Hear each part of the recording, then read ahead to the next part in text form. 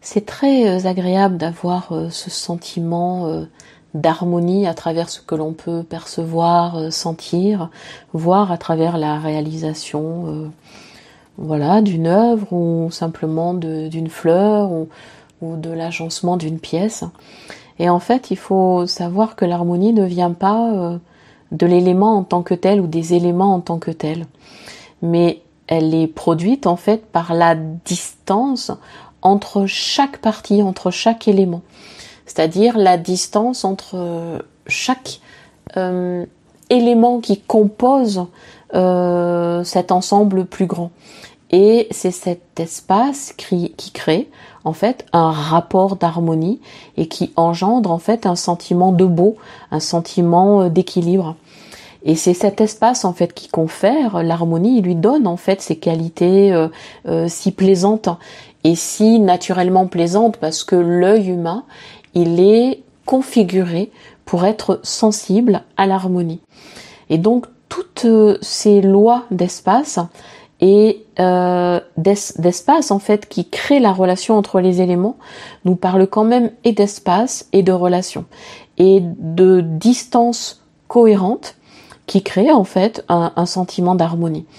Et cette relation d'harmonie en fait avec le vivant naturel ou créé, vraiment il est tributaire donc de cette relation entre les parts des différents éléments et donc la distance qui les définit ou qui les place dans l'espace ou un territoire ou un environnement ou un support. Donc il faut comprendre que d'un autre côté, quand cet espace entre les choses, les éléments, les pensées, les individus, les croyances, les désirs, quand cet espace entre deux éléments, va-t-on dire, il est contrarié, donc il est tendu, il est en déséquilibre, ça crée un rapport, un état de souffrance, de conflit et donc de tension parce que les éléments, de par l'espace qui les sépare, n'est pas un espace harmonieux. Et du coup, il y a ce déséquilibre qui tend plus vers l'un que vers l'autre et qui est vraiment contrarié. Il y a quelque chose de contrariant. Et en fait, c'est là que la souffrance émerge. Et c'est intéressant de considérer que nos vies, nos états de souffrance, de malaise, de mal-être, de difficulté sont engendrés par des espaces disharmonieux entre deux ou plusieurs aspects d'une réalité que l'on souhaite autrement, mais qui ne sont pas agencés de notre point de vue de façon harmonieuse. Donc je dirais que pour retrouver un état d'équilibre, il faut retrouver à habiter ce qui sépare ces éléments par des espaces et des distances suffisamment harmonieuses et donc cohérentes, satisfaisantes, équilibrées, équilibrantes, pour revenir à des états de confort, de satisfaction et de bien-être, de bien vivre, qui font qu'effectivement cet espace n'est plus souffrant ou difficile ou en conflit, mais il revient à un état d'harmonie, de simplicité et de clarté. Et donc voilà, c'est une façon d'éclairer notre vie et puis ce couple peut-être harmonie-souffrance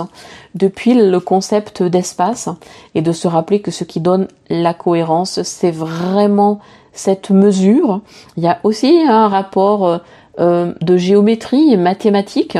à cet agencement et notre vie n'échappe pas aussi à cette géométrie sacrée. Alors certes, elle n'est pas peut-être engendrée par des symboles, mais elle peut être tenue ou structurée par des pensées, par des désirs, par des besoins, satisfaits ou pas. Et c'est le rapport entre ces éléments qui crée une vie stable, au sens sécure, au sens aligné, au sens posé et qui donne un sentiment de satisfaction et de plénitude. Voilà, donc je t'invite à réfléchir à ce concept et à voir dans ta propre vie ce qu'il en est des distances et des espaces. Je vais dire non pas qui séparent des éléments de ta vie, mais qui les placent à certains endroits. Et comment tu pourrais tenir et habiter cet espace pour faire en sorte qu'il n'y ait pas de tension entre les différents éléments, mais une espèce de liberté pour que chaque chose se repositionne dans sa liberté, qu'il n'y ait pas de conflit entre les éléments, mais qu'ils cohabitent et coexistent en fait de façon harmonieuse. Et bien sûr, tu peux choisir d'agencer les éléments différemment pour créer un ensemble, et dans le détail aussi, qui, de ton point de vue, te ramène à un état d'harmonie de par, non pas les éléments de fait, mais par la distance qui, entre les éléments que tu auras agencés de façon différente, te ramène à un état d'être et de vie et de satisfaction absolument harmonieux et qui est basé voilà sur la beauté et sur cette harmonie qui est bénéfique à tes états d'être les plus élevés, les plus satisfaisants.